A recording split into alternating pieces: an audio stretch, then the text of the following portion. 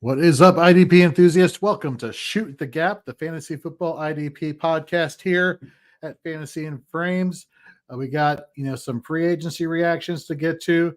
JT, Justin Taylor, myself are going to navigate the waters, let you know which landing spots we like for which players, which ones we don't, and which ones we think you can maybe find value in your drafts coming up this year, especially in the startup drafts as well as drafts later on. So before we get into all that, let's hit this music.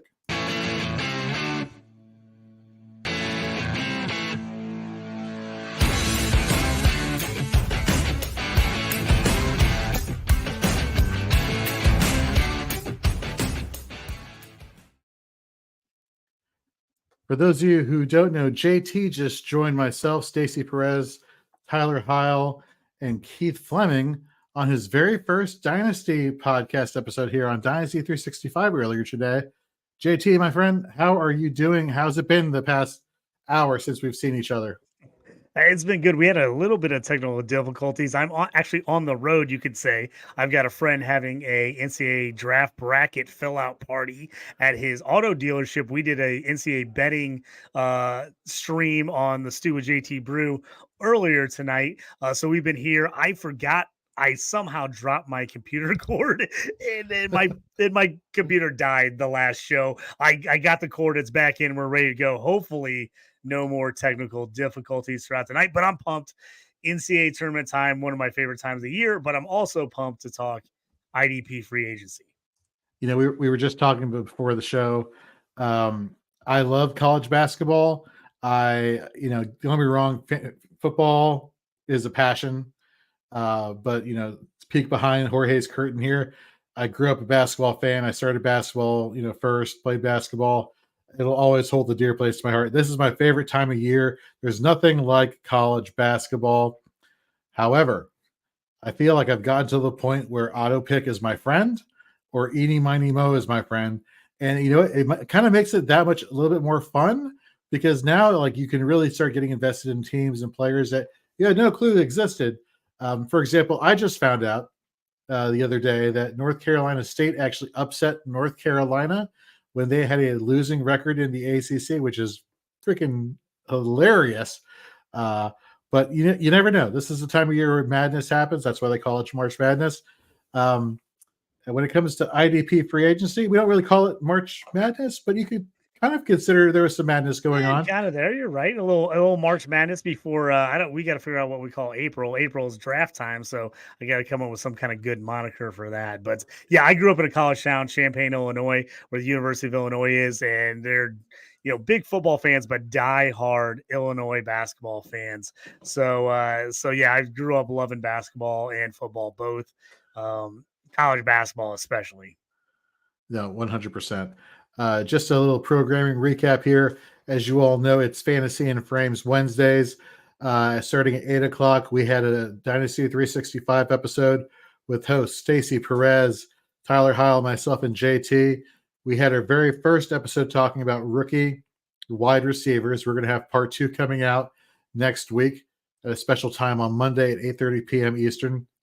For those of you who were just watching the Fourth and Frames guys with Chris Battistell, Drew Scott, Rhett Manuel. They just had Alfredo Brown from Football Guys join the show. Fantastic stuff talking coaching changes around the NFL and the fantasy football impact that'll have going forward into 2024.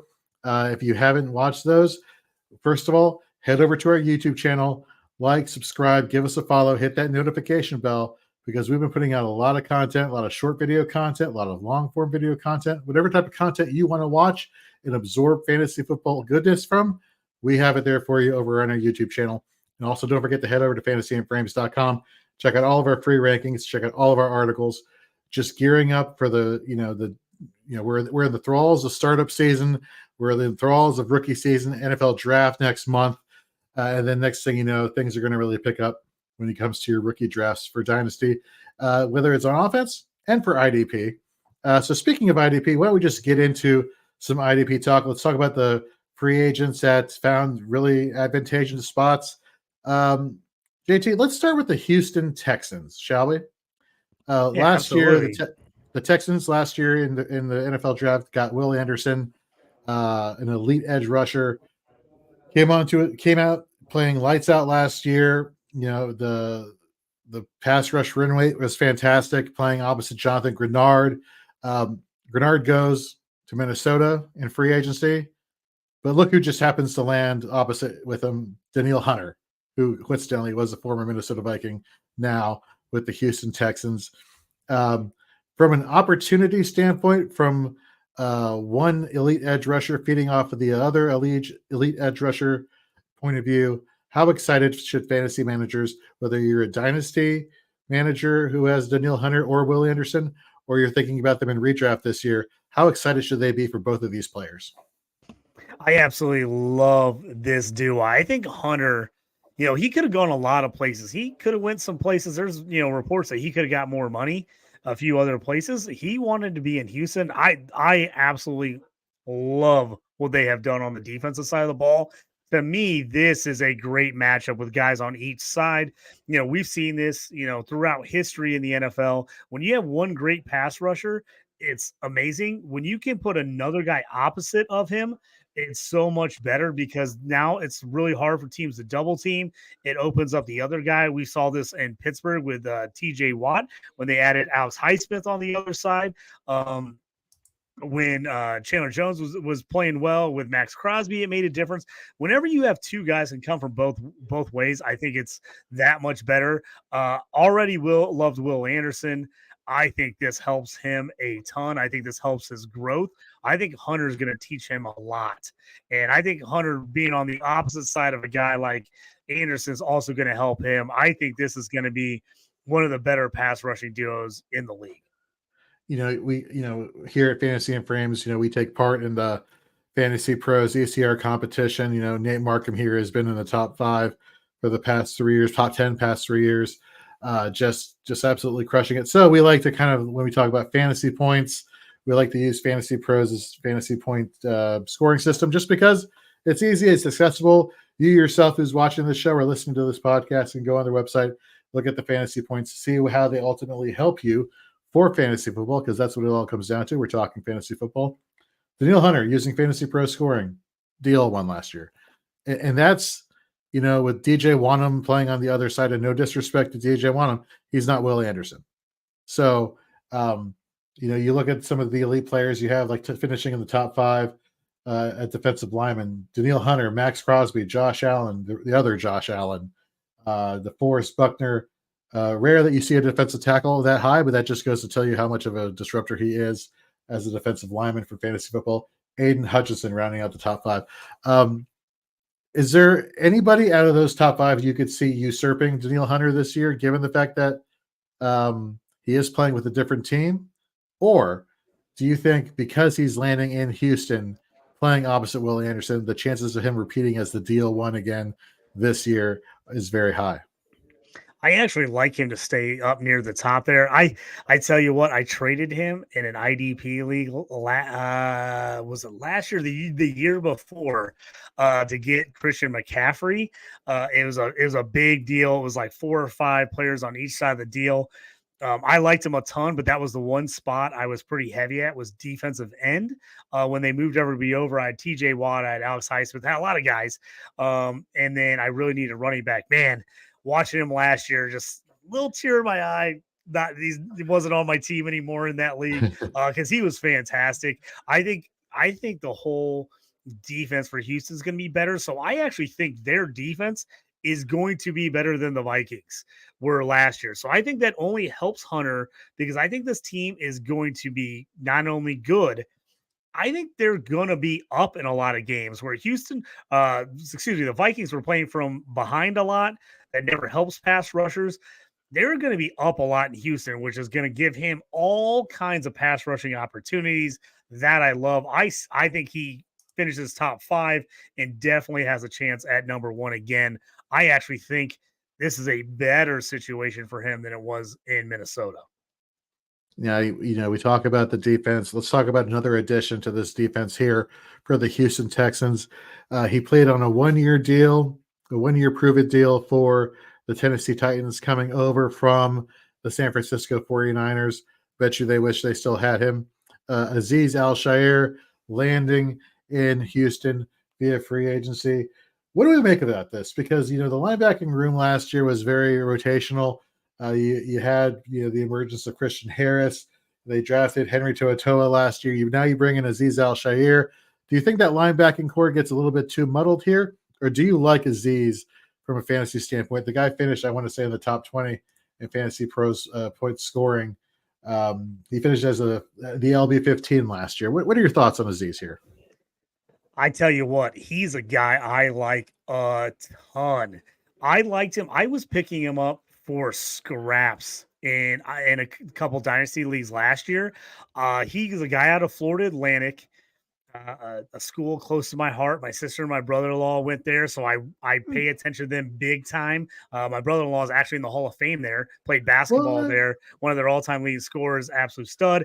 So I pay attention to Florida Atlantic big time. So it's a little weird. You're like, why are you talking about Florida? I pay attention to them a lot, and I pay attention to their players. I love Devin Singletary coming out because he was there. Wester now at Colorado.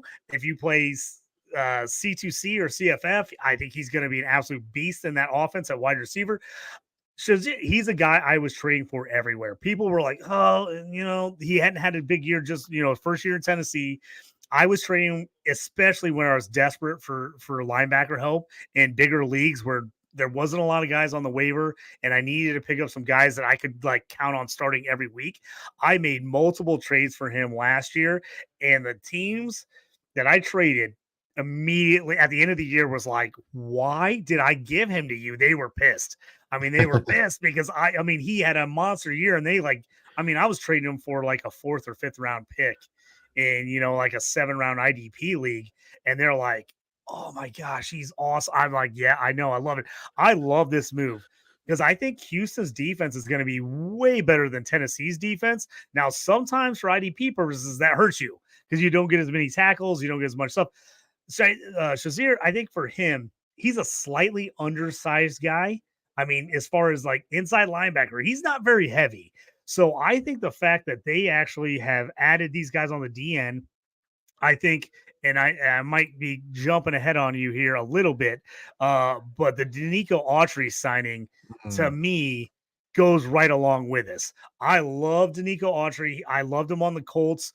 He's been extremely solid for the Titans the last couple of years. I think he's another anchor on that D line. I think so many people are going to be trying to stop the ends from rushing, stop Autry, stop that D line. I think Shazier is going to have all kinds of room to roam and make tackles and get all over the field. The guy's super athletic. To me, this is a great, when he's made this signing, I was like, I love it. I love him on the Texans. I just think this defense is going places. And while there's a lot of mouths to feed now in Houston, I think there is enough to do damage because I just think this team is going to be really good. And if you're looking for a sleeper defensive team, if you still play in a league that isn't IDP that just takes a whole defense, I'm liking the Texans this year as a defense to pick up. Yeah, we don't encourage team defense. IDP is the way to go, but for the people I'm still trying to talk them into it. I have to tell you, I actually play in a couple IDP leagues with team defense as well. Ooh. We actually do a team defense that scores extremely high to make the defense matter. And then we actually do IDP players on top of it. It's the secret double up. It's great. You take the Steelers defense, you got Mika Fitzpatrick and TJ Watt. You double up when they get the sacks or turnovers because it goes your defensive scoring and the individual scoring. I absolutely love it. It's because I love double up and regular. I love the wide receiver, quarterback double up. I love it even more on the IDP side. Give me a team defensive sack and give me a player sack. To me, that is super underrated. Last year was the first year I played in a league like that, and I loved it. Shout out to Ignacio, aka IDP Iggy, and his FF7 tournaments, where I believe they do exactly what you just described, having a team defense with the IDPs. It is, for those defensive junkies out there, obviously 74 of you are watching right now late on a Wednesday night, so we appreciate you watching. That league, when Iggy posts via the sports affiliation on X or Twitter, signups, you sign up for that league because it is defense it's awesome. It's defense on crack. but first like year not, playing in that league last year, and I yeah. freaking loved it. And I tell you what, Leo, Master IDP, we Oh ended yeah. up in the same division, and Santa Claus IDP, we ended up in the same division. We had a tough division all year. We were battling out. Leo upset me the final week, won the division, moved on after I was in first place the whole year. That one I was really upset about because I really wanted to make the finals in that league in my first year in it. But that was the first time I'd ever done that. And I actually joined in another league where we did a team defense in IDP as well with Bob Miller over at Dynasty. Pros Fantasy footballs. points. We have a league. We do the same thing. So I'm loving that now. I'd never done it before last year. And I was in 2 leagues, and I thought it was absolutely great. To your talk of the Nico Autry signing, being that anchor in the middle, and you mentioned Aziz Al-Shaair. I agree with you. I think the fact that he is a smaller linebacker will kind of enable him to kind of make more plays behind the line of scrimmage, get you more of those tackles for a loss, as well as help pad some of those maybe total tackle numbers. I'm a little lower on him this year with the solo to assist because you obviously want to look for that because in most IDP leagues you get more points for solo tackles than assisted tackles. Now you have, this upgrade on defense. You still have the other two linebackers I mentioned a little bit earlier. Maybe more gang tackling will be happening, therefore getting you more assisted tackles. I think the total tackle number will be probably comparable to what you saw last year in Tennessee.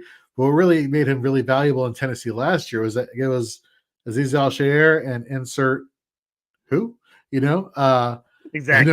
no offense in terms of IDP linebackers. I'm not obviously talking about from an NFL standpoint because those guys can kick my ass. And you know what? I prefer to not have my ass kicked. But anyhow, we talk about the Texans and who they brought on. Let's talk about who they lost and where he went. Let's go to Minnesota. Let's talk about Jonathan Grenard, pairing up with Andrew Van Ginkel there coming from the Miami Dolphins. What do you make of this tandem edge rushing duo here for the Minnesota Vikings with why is his name escaping me? The defensive coordinator for the Vikings, for Brian Flores, excuse me. Yeah, I like the Flores signing. I really wish the Steelers would have kept him and signed him as defense coordinator, but I like the move to Minnesota. This is going to be really interesting. I think Grenard is a really good signing. Obviously, they forked over quite a bit of money for him. The Van Ginkel is going to be really interesting to see if he can consistently do what he did in part-time role in Miami last year. He was one of those guys. He just brought the energy when he got chance to get on the field. He brought pressures. He was kind of all over the place. Just a guy you're like, oh man, I got to keep an eye on this guy. Now the question is, can he do that all the time in Minnesota? I'm not 100% sure. He's a guy I definitely want to take a chance on. I'm probably, and if it's redraft, I'm not overdrafting him. I'm going to see if he falls to me where I like him in the draft. If you could trade for him for a reasonable offer because somebody is on the same boat, like, oh, they go back and they look at his stats from last year, like, oh, they were solid, but they weren't great because he wasn't a full-time starter. Maybe you can pull off a nice trade for him at good value. I actually like the spot. I think he's gonna get a chance to kind of really prove himself. Now, is that going to turn into high IDP numbers? I'm a little worried about that. And the reason I'm a little worried, and I just kind of talked about it with Hunter, I'm worried that Minnesota is going to be behind in a lot of games. And if they are, that means we're going to see a lot of ground and pound from other teams. And the question is, as those defensive ends that you want to get quarterback pressures and sacks, can they help in the run game and get tackles in the run game?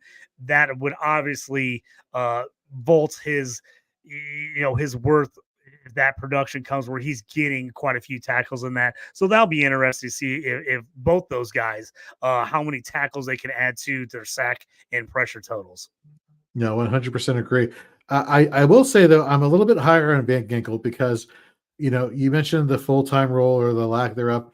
Let's not forget when Jalen Phillips missed time and Van Ginkel was on the field, he was very productive, pressures wise, sack wise, tackles for loss, quarterback hits. I mean, the key metrics that you look for in fantasy point scoring, he was producing.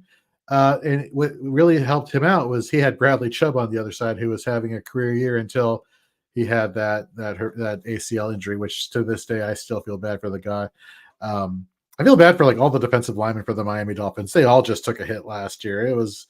Did you watch? By the way, hard for taking a little time out here. Did you watch Hard Knocks with the Miami Dolphins, the in-season show that they did last year? I did not. I don't have. I used to have HBO and watch all that and do all that. I haven't seen it. I saw clips occasionally when people would put them on Twitter. I would see like little snippets and stuff. But I have not. I did not get a chance to see it, like watch the full season. I did get to Right. see like little bits of pieces here and there. Yeah, no, starting from the game after Thanksgiving with the Jets and the Dolphins in New Jersey, um, like knowing what was going to happen to Jalen Phillips in that game, the production of the show was like, "Oh, Jalen Phillips is having his best game as a pro. This is magical. This is magical." And then, "Oh, I think I popped my Achilles." And then, like the entire tone of the episode went down. And then, as you're watching the subsequent episodes, you know exactly who's going to go down, lost to injury in each game. It was probably like the saddest, I've ever been watching Hard Knocks, which is something. And you feel bad for these guys because I think that single-handedly tanked the end of the Dolphins season that they could have had they made the playoffs, probably a deeper run. Definitely not would have faced. They definitely would not have faced the Kansas City Chiefs in round one. I believe at least. But that Yeah, that notwithstanding, defense took so many tough injuries last year. Yeah, you're right. It totally changed that game. Just totally changed the season for the Dolphins when they just everybody went down from them. It seemed there was a couple teams like that last year that seemed like the defenses were just snake bitten. It was like yeah. everybody who started having a good year was playing really well, nice bounce back seasons from a couple guys, and then bam, they would go down with like terrible season ending injuries. You're just like, Yeah. oh, you just feel so awful for those guys. Speaking of, the Miami Dolphins, let's go to Miami. They had a lot of deficiencies heading into free agency. A lot of their players on the defensive side of the ball just leaving or having to recover from the injuries we were just talking about. But they bring in a couple veterans, Jordan Brooks at linebacker, Jordan Poyer at safety. Um, I'm kind of curious to get your thoughts on not so much Jordan Poyer because I think we know he is, he's a reliable safety. He's a reliable defensive back for IDP. Some may say the past couple seasons in Buffalo they've been using him differently than they had previously when he was being more of a run stopper, playing a little bit more in coverage last year than he had been in previous seasons. But let's assume that he gets back into that box safety role, right? I hate using the terms free safety and strong safety because what does that even mean anymore, right? It's where the positioning is on the field. He's playing closer to the line of scrimmage by the linebacking spots. That's why you call them box safeties. For those who don't know, if he returns to that role, where does he jump for you in terms of value, uh, from a dynasty standpoint, or even a redraft standpoint? Yeah, he's a guy that I think he was a little bit banged up and injured. And I think that was part of the reason they weren't having him play in the box as much. I think they were worried about him re-aggravating injuries, and you saw, I mean, just they were another team last year, just injury after injury and for that Bills team. So I think hopefully he gets back to playing a little more of that box safety role this year for the Dolphins. I like him there. I think it's kind of nice. They've got a few new guys moving in there. I think he's a cheap guy you can get production wise because he is older. He's going to a new team. I think he's one of those guys I think people kind of forget about.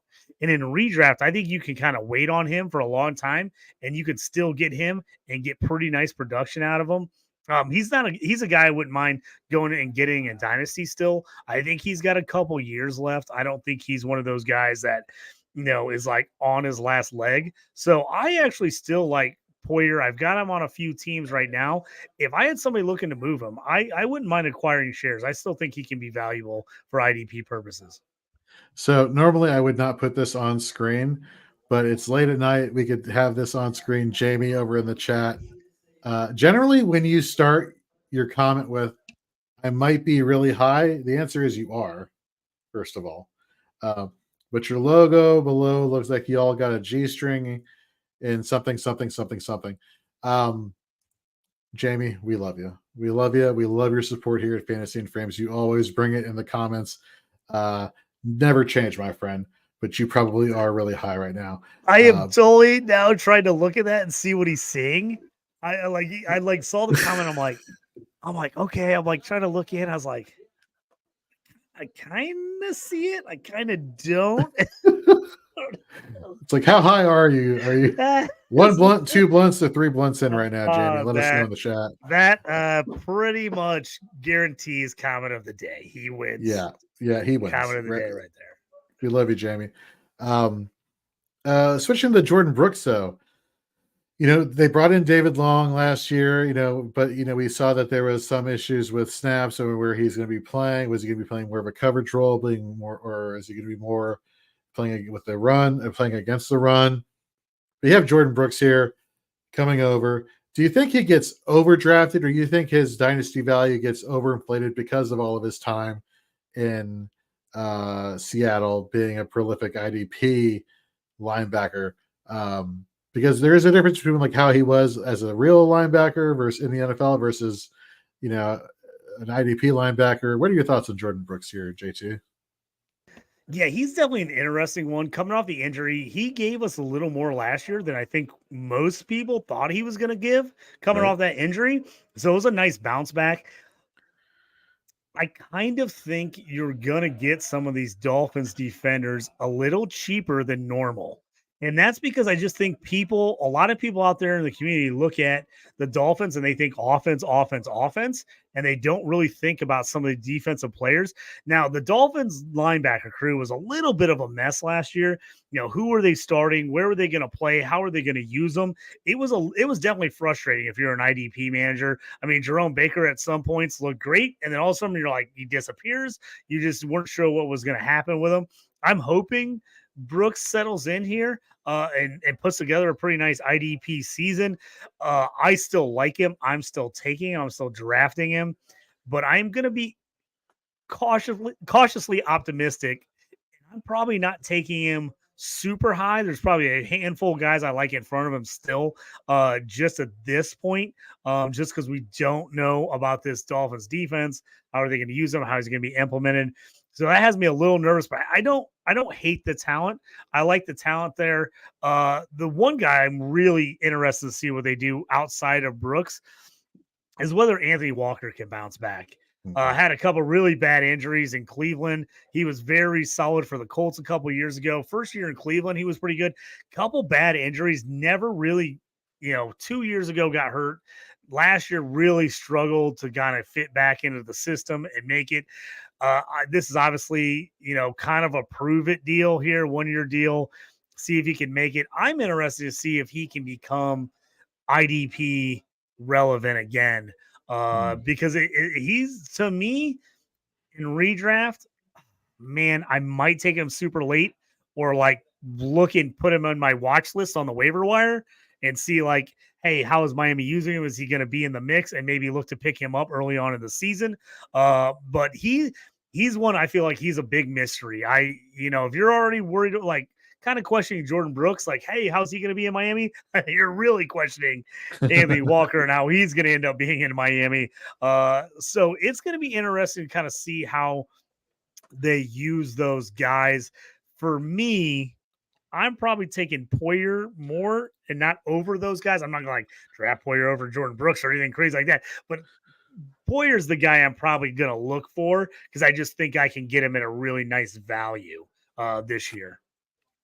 You mentioned Anthony Walker coming over from Cleveland. Let's go to Cleveland right now. Let's talk about who came over in his place. Jordan Hicks coming over from the Minnesota Vikings, who, by the way, as soon as this happened, right, I sent out trade offers in my IDP Dynasty Leagues for Ivan Pace because Ivan Pace Jr. is the linebacker you're going to want for the Minnesota Vikings. You saw him play very well when he was given the opportunity. You saw the fantasy production because that's what you care about, the tackle numbers. We saw that Minnesota, much like a Los Angeles Rams, utilizing more just one linebacker and having three safeties patrol the defense. And so what does that mean? That means Ivan Pace basically had his fill of tackles. And of course, Jordan Hicks came back from injury. And then Ivan Pace got the reduction in snaps, but you're not going to see that this year. So get ahead of the curve and send out those trade offers for Ivan Pace Jr. But going back to Cleveland now, I would have been excited for Jordan Hicks if Anthony Walker was actually still there. But there's a player by the name of Jeremiah Owusu-Koramoah who down the stretch last year just finally turned it on, like was the linebacker that everybody was hoping he would be coming out of Notre Dame. Sideline to sideline speed, making tackles, making plays, getting you those tackles for a loss, which for those who don't know, tackles for a loss points are right up there with tackle points in Fantasy Pros IDP scoring. So those actually play a huge role in your value when you're determining which players you want to draft on your roster, specifically for linebackers. You want to find ways basically for IDP to how do you separate yourself, your linebacking core or your IDP roster from your other teammates. And that's by looking at the metrics that some of these players excel at that give you, your tackles are basically your tackle floor, your fantasy floor. Who's going to help separate you from the upper echelon? And it's looking at these other metrics like tackles for a loss. Going back to Jordan Hicks, am I crazy for thinking that this is going to be kind of a negative hit on him just because of Jeremiah, or do you think they have two distinct type of roles that maybe both can thrive here? I think there's a chance they both thrive. I think the really interesting thing is going to be, I've heard some rumblings that Jordan Hicks might get the green dot. Ooh. If Hicks actually gets the green dot, that makes him go up in my IDP rankings, because then he's calling plays. They want him on the field. He's gonna have to be a full-time guy. Right. If that ends up happening, I'm moving Jordan Hicks up, and I'm looking for Jordan Hicks. The guy can still play. He's a tackle machine. Obviously, it does get a little iffy in there between two linebackers, especially when teams play a lot of nickel back. You get that nickel guy in there making tackles. You're like, oh man, there's going to be enough tackles to go around. If he ends up getting that, I think he could be the run stuffer. I think it might make the other guy's value go up even more, because if you got Hicks stuffing runs and he's in there, allowing him to blitz, make plays, make tackles for loss, there's a good chance his like impact plays go up. And so I do like Jordan Hicks. I wouldn't be overdrafting him, but man, if somebody's kind of out on him, he's a guy that I wouldn't be mind, especially if you're in a bigger league where, maybe like, a lot of people are hoarding linebackers because there's not a lot on the waivers every year, because people are like, hey, we got to have these guys for points. He's a guy I wouldn't mind, looking at and going, hey, maybe I'll make a trade for him. Maybe I'll make an offer. And I think if that green dot is the big one for me, if he gets green dot, I'm in on Jordan Hicks. If he doesn't, now I'm a little worried about what his snap share is going to be and how high and how often is he going to be on the field. So that's one of the things I'm going to keep my eye on here in the offseason, to see kind of what's coming out of Cleveland. You said some magic words here, like the green dot. For those who may be unaware, who are dipping their toes in IDP for the first time, like JT was just alluded to, they're the play callers. They're the ones who are on the field all the time. And the most important thing, you can look at all the advanced metrics, which we do, which there is validity in you talking about them. You can look at the actual, defensive stats, as a whole, the base stats. At the end of the day, you could have shitty advanced metrics, but really good base stats. You know why? Because you're on the field, because you're getting all the snaps. Play it every play, baby. Yeah, exactly. It's all about opportunity. It's all about snaps. And from there, you're able to filter out who's really good and who's not. But you mentioned the green dot, and I'm glad you did, because when you think of the green dot in the fantasy football space for IDP, there's one person that jumps to my mind who probably should jump to a lot of people's mind, and that is Mike Wohlert, formerly of 4 for 4, now on with the IDP show. He's going to be tomorrow night at 9 p.m. Eastern here on the Fantasy and Frames channel when we do only mocks, an IDP only startup mock draft, 9 p.m. tomorrow with Mike Wohlert. It is going to be it's going to be awesome for all the defensive junkies out there, or for those who just want to learn more about, hey, I'm new to IDP. I want to have a good roster for Dynasty. How do I do that? We're going to show you how. But transitioning here, let's talk about another position here that maybe we haven't really talked about too much. We had Gary Davenport on a couple of weeks ago, who self-admittedly is somebody who says, I will never pay up for defensive backs. I'll never pay up for the Buda Bakers or the Derwin James, because he could find value at other defensive positions, at the defensive line position or at the linebacker position. But he will take value where it comes to you. And so when we go to the Chicago Bears now, they bring in Kevin Byard, longtime Tennessee Titan, traded to the Eagles last year, goes to Chicago now. You then have Jonathan Owens, okay? Played with Houston a couple seasons ago, went to Green Bay last year. I actually like this tandem here. I know Jaquan Brisker is still there, and that's the safety you want. But again, that's the safety you pay up for. But the question to me is, Byard, I think, is going to start opposite of Brisker, I believe. The question is, do they shift the defensive philosophy and maybe bring more defensive backs on the field? I'm curious. I'm very curious about this. I do like Jonathan Owens. I think he takes a backseat to Brisker. But I like the signing because when he was given the opportunity in Green Bay, he performed very well for IDP purposes from the tackles perspective, playing closer to the line of scrimmage. He basically was playing the Jaquan Brisker role for the Packers, and now he goes there as a depth piece. But as far as Kevin Byard is concerned, dude's been doing this a long time. Is he somebody that you would consider to be a value for IDP at defensive back in your drafts? Yeah, so when you're talking about box safety, kind of like deep safety, Byard's been more of a deep safety most of his career. He's Yeah. kind of been that classic free safety, the guy playing deep over the middle, knocking balls down, getting interceptions. That's kind of been his game. Obviously, Brisker, I like to call him Brisket. I always make the joke because when my friends were texting about him, I own a barbecue restaurant. So every time I would type Brisker in, it would automatically change it to Brisket. So I just started calling him Brisket all the time. So that little side note there, I love him. The question is, how does this secondary fit together? I like the Jonathan Owens signing a lot. The question is, how are the Bears going to use these guys? Do they go a few more? I mean, they've got pretty good linebackers, but do they go a few more 2 linebacker sets and get another safety in there that can kind of play in the box, but also helps in coverage?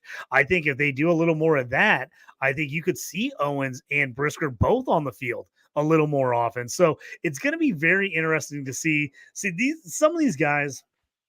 I'm definitely going to keep an eye on for fantasy wise. If I'm in redraft, I'm going to wait and see if they fall to me.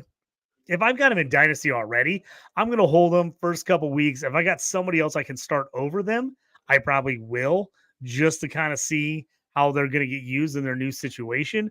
Because sometimes that can be kind of tough to see, especially defensively, how some of these guys are going to be used. But I like what the Bears have done in picking up guys. They needed a little more help in the secondary. It'll be interesting. Kyler Gordon's a really good nickel corner. The question, it'll be interesting to see if they decide they want a little more run help. Do they maybe take Gordon out and move Owens in on some defensive plays and play him a little bit more, where maybe he can play in that box, but also has those coverage skills? So it's going to be interesting to see what the Bears do here. I think he's going to be a guy like Jordan Poyer. I think you're going to be able to get him pretty cheap. He's an older player. Most people want younger guys. IDP people will take older guys a little more than they will on the offensive side of the ball for Dynasty. But I think he's a guy that you could get at a reasonable price. I don't think you're going to have to overpay for him. But I do like what the Bears have done here up front. I think it's going to help the secondary as far as IDP purposes. So I do like this group. It is going to be interesting to see, though, how they use all 3 of those guys back there in the safety position. Speaking of 3 guys for IDP purposes, let's shift to a place that you used to call home. I call home. Let's talk about what's going on in the nation's capital here, more specifically over in Landover, Maryland, where the Washington Commanders Stadium is at. No longer FedEx Field. They haven't really figured out what they're going to call it there, but it's over in Landover, Maryland. Look, I got his jersey right here, and I need to get an updated one because Bobby Wagner is now a Washington Commander, which I'm so excited about. They bring in Frankie Louvu from Carolina, who not only is he a good linebacker, off-ball linebacker, he has prowess at rushing the passer. He's basically a Swiss Army knife here. I think he really will play that Micah Parsons dual role as an edge slash off-ball linebacker. No, I'm not saying he's Micah Parsons. What I'm saying is Dan Quinn is going to bring that same philosophy and use him as that multifaceted player for this defense. And then they bring in also from Carolina, Jeremy Chin at safety. Goodbye, Cam Curl. For IDP, I'm not talking real football. For IDP, I'm happy. Give me the impact play upside with Luvu. Give me the steady tackle floor with Bobby Wagner. People will say, "Oh, he's so old." Maybe for real football, I look. I'm not a coach. Okay, I'm not going to pretend like I'm a coach. Or I look at fantasy points. I look at metrics, and what I can tell you is Bobby Wagner's coming off of his best year as a pro, metrics wise, and was fantastic for fantasy football. And Frankie Louvu has that upside potential. The one I'm really wondering about, though, is Jeremy Chin. We saw last year, they bring in Xavier Woods. They have Jeremy Chin there. They have, I forget who's the third defense, Von Bell, right? Von Bell went to Carolina. So they had three safeties. They kind of took Chin away from being that box safety that he was so successful at for IDP purposes seasons prior. And now, in his introductory press conference here in Washington, one of the things they said, "What are you most excited about being here as a Washington Commander?" And his first response was like being used correctly. And that I loved hearing that. The question is, do the coaches feel the same way? Obviously, I think you get rid of Cameron Curl. That's their mind. Their point of view is that's an upgrade. We want to help out this linebacking core, but you already kind of helped out the linebacking core with Lubu and Wagner. If you are somebody in a redraft league, is Jeremy Chin somebody who you think is a top 36 defensive back, or do you think he's somebody who maybe a little bit farther out? Yeah, for me, I think it's a nice landing spot for him. Obviously, he was like a darling IDP a couple years ago, and then all of a sudden he just like Carolina just decided they didn't like him or didn't want to use him the way they used him before. And he was playing much more off the ball, which is not really his game. Right. I really like Chin in this thing because here's the thing, like you said, you've got Steady Eddie, Bobby Wagner in the middle.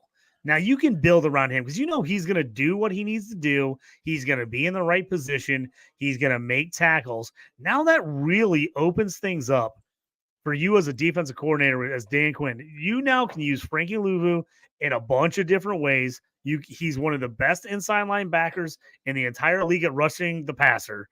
So now you can use him in that way. And now if you blitz him, this is what I like, and I think you're going to see a lot of this in Washington. If you are going to use him as a blitzer, you still have Bobby Wagner there, but now you have Chin coming up and kind of filling in behind Luvu, and now he's kind of like almost your third linebacker playing that box safety role. I think if they use a lot of that, I like all three of these guys for IDP purposes this year. Hopefully that's what they do with Chin. He goes back to what Carolina was doing 2 years ago with him. If he does, he all of a sudden shoots up IDP boards and he finishes, fairly high. When people talk about safety and defensive backs for IDP purposes, and I know everyone's like, don't ever overpay for them. I know all the IDP gurus say that. I'm a little higher on DBs than other people. I'll have to be honest. So you look at my rankings on DLF, there's times I get messages from the bosses and they're like, do you realize how high you have some of these guys? I'm like, yeah. I was like, they score points. I understand other people are lower on them because they're like, DB can be very inconsistent from year to year, but doesn't mean you just ignore the position and you just drop and take whoever. So I'm a lot higher on DBs than other guys. I think if anybody who's a guy who's fallen out of grace with IDP managers has a chance to everyone to love him again, I think it's Chin. I think it's Chin in this defense with all the moves they've made. They have basically said straight out, Dan Quinn, we're letting you start from scratch. We're letting you get all the guys that you want to fill in exactly how you want to run this defense. And I think to me, Cam Curls is a good DB, good safety. So the fact that they let him go and got Chin, to me, tells me they really like what they can do with him. And because again, if you've watched film on him, as these coaches obviously have, you're not going to get him unless you get him to do what he's really good at. Like, why would you sign him unless you're going to play him in the way that he's successful at? So to me, I think he goes back. I think you see way closer to that Chin from the first couple years of his career than we've seen the last couple years. So I'm in on Chin. And I think, now is a nice buy window for him because there's going to be people that are out on him. They're just going to be out on him because of the production. They're going to go back and look, hey, what did he score last year? And it's going to be crazy low. And they're going to be like, oh, I don't need that guy. So I like the buy window on him. Frankie Louvu, I think you're going to have a hard time getting him off of somebody else if somebody else has already got him, because I love his upside. But if you can make a trade and get him, or like I said, if you're in redraft, you can get him in redraft. He's a guy I'm going to be targeting in redraft. And for a lot of charity tournaments, their IDP charity tournaments, he's a guy I'm definitely going to be targeting in those types of leagues, just for the fact that he can rush the passer, he can get sacks, he still makes tackles, and he makes those, those game-changing plays that give you a ton of points per IDP. I am glad I am sharing the screen with somebody who also believes that defensive backs have fantasy value. I hear all the time, oh, I'll just swap one off the waiver wire or whatever. Let me tell you, if you're lucky enough to get these box safeties that get good tackle opportunities, get the snap percentage where you want it, have the tackle efficiency where you want it, you're sitting on fantasy gold here. And I'll give you a perfect example. One of my dynasty leagues who I made the championship and I won the championship this year. I'm not going to tell you who I beat for the championship, Nick Markham. But the point is that I did, and my linebacking core was utter crap. But thanks to Buddha, thanks to Cameron Bynum, PJ Locke, who got re-upped in Denver, and then Julian Blackman and Julian Love, they're my highest scoring players. So you know what? To those who say defensive backs don't matter, no, you don't matter. I'm just kidding. You do matter. I will back you on that. I had my home league. I am very sad to say I lost in the semifinals, choked it. My team was the highest scoring team in the league. I had #1 record, everything else. Same thing. I had injuries across the board at linebacker. Nick Bolton hurt, the Shaq Leonard debacle. I was just struggling. I had Nate Landman. He got hurt for the Falcons. I had Troy Anderson. He got hurt. I mean, that's where Shazier came through for me big time for Tennessee. He saved me. But you know what helped me? You know what got me that #1 overall scoring and the #1 record? My defensive backs. I had Antoine Winfield, #1 freaking scorer, DBs in the league, was at the very top of the league. I had for a cornerback nickel, I had Kenny Moore from the Colts, had a fantastic year, got me a ton of interceptions. He had that monster 2 interception return game for a touchdown. I mean, I can't even remember how many points he had, but it was like almost one of the highest scoring totals of like league history. He was like in the 60s in point total in that because we give you return yards and everything. So it was a monster game for him. I had those guys. I had Blankenship also in there in my secondary. And I had Xavier McKinney, who was the guy when he came back who played strong at the end. So again, when people say like, DBs, whatever, that's where I'm like, I still want those top end guys. And I know consistently the thing is year to year, getting that consistency is the problem, but I still want to take the high end guys and take my best chance that those guys are going to score year to year. And so I'm with you on that. I had leagues where, my DBs absolutely saved me. And I know a lot of people say, hey, take these defensive tackles. It's harder to get defensive tackle. Yes and no. I'm like, if I don't get one of the top guys, I'm punting tag. It's like, defensive tackle to me is almost like tight end in a lot of leagues. I'm like, if I don't get a top guy, I'm punting it because I'm going to get almost no production and it's going to be like super hit and miss week to week. And I'd rather than go after like a higher end safety or DB. I want, if I'm in a league that you have to start cornerback, I want one of those top nickel corners that are going to be on the field all the time. They're going to be making tackles, going to get passes defense, are going to be involved in the run game.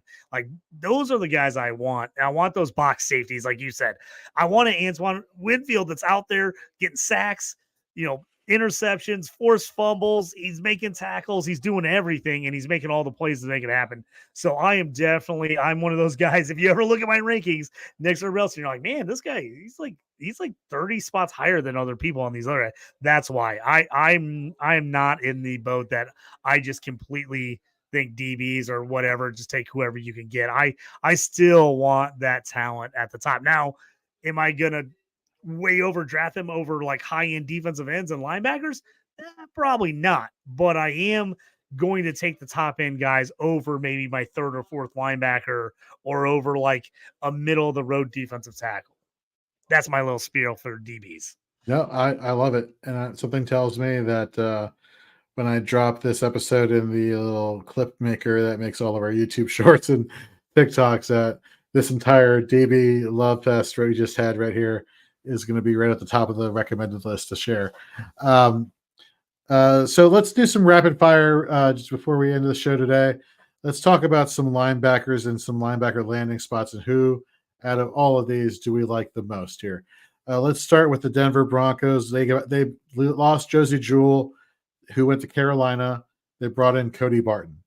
You go to the San Francisco 49ers, Dre Greenlaw, horrible injury during the Super Bowl. I mean, that's so heartbreaking. But they brought in the 49ers, that is Devondre Campbell, 1-year deal coming off of playing at Green Bay. And then Devin White going to Philadelphia, where linebacker was, who's going to be the guy who, the rotation. Is Nagobi Dean still a thing? Is that going to happen eventually? So if you had to give me your best, for IDP purposes, linebacker situation, would it be Devondre Campbell, Josie Jewell, Devin White, or Cody Barton? I like White in that Eagles defense, but he is the one you're going to have to pay the most up for just because of name recognition. A guy that I've liked, and I liked him in Washington, and I liked him in Seattle. I just think you can get him so cheap because people just discard him as Cody Barton. I really like Cody Barton. He gets you production. He's not the flashiest player. You don't really think of him when you're like, oh, stud linebacker. He's not the guy that comes to mind, but he is productive. I think with Jewell leaving Denver, we've seen last couple of years, Jewell and Singleton. I mean, two guys that IDP have put up pretty good numbers, but like in real life are probably not that great of linebackers. When you really want to look at it, like production wise, like they get tackles, but they're not the best guys at like making plays. They kind of like, oh, the guy ran into me. I made a tackle 5 or 7 yards downfield. So I think Cody Parton, for me, he's going to get opportunities there in Denver. We've just seen it. And unless Denver figures out what they're doing at quarterback, they're going to be behind in a lot of games. And you'll hear me say this a lot. They're going to be behind a lot, and teams are just going to pound the rock at them. And Cody Barton's going to have a load of opportunities to make tackles. Now, is he going to get you sacks, fumbles, like turnovers?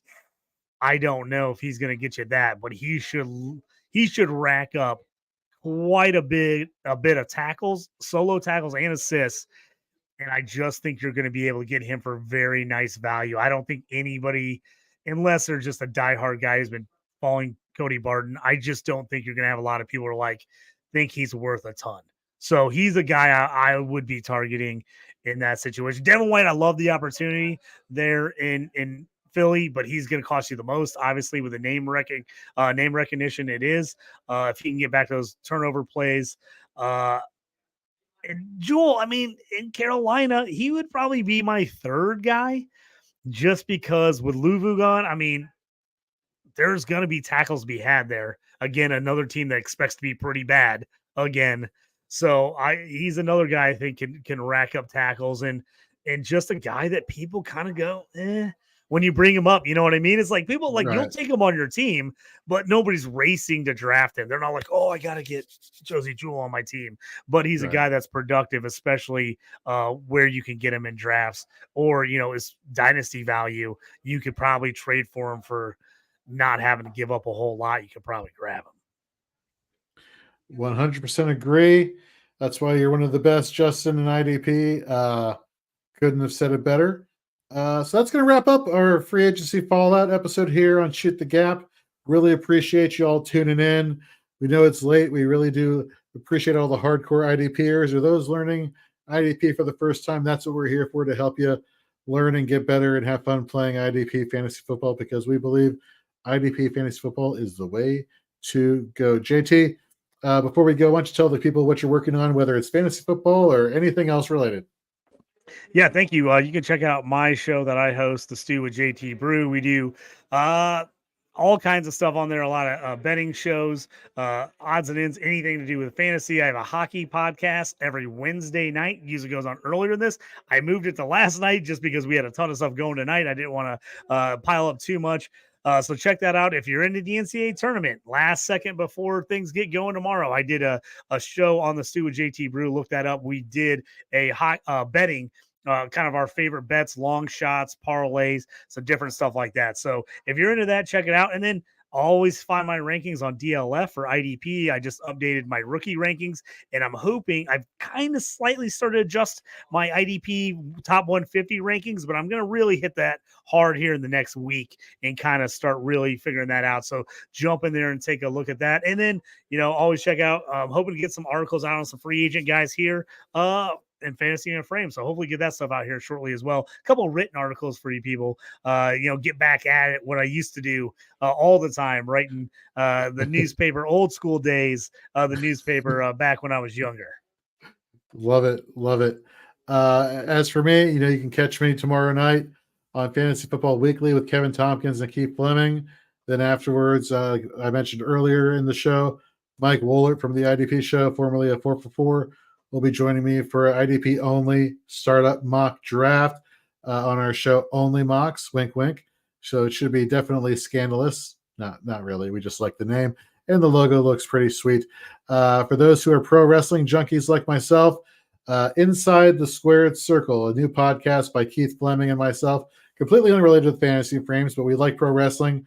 Two of our friends, Sam Howe and Ronell Tinsley, we talk about everything pro wrestling related. It's a lot of fun. Definitely check it out. Follow us on X at Inside SQ Circle. You can also do the same thing on TikTok and over on YouTube. But speaking of YouTube, really, folks, we really appreciate all your support across all our social media channels. Head over to our YouTube page, subscribe, hit that notification bell. I guarantee you will not regret seeing all the awesome content that we've been putting out lately, that we're going to be putting out, and that we have consistently put out for years. So thank you very much for everybody for supporting us. We really can't thank you enough. And thank you all for staying up late with us here watching Shoot the Gap. So it means the world to us. So thank you very much. So for Justin, I'm Jorge. We'll see you next week. We'll probably be talking some IDP rookie prospects. See you then.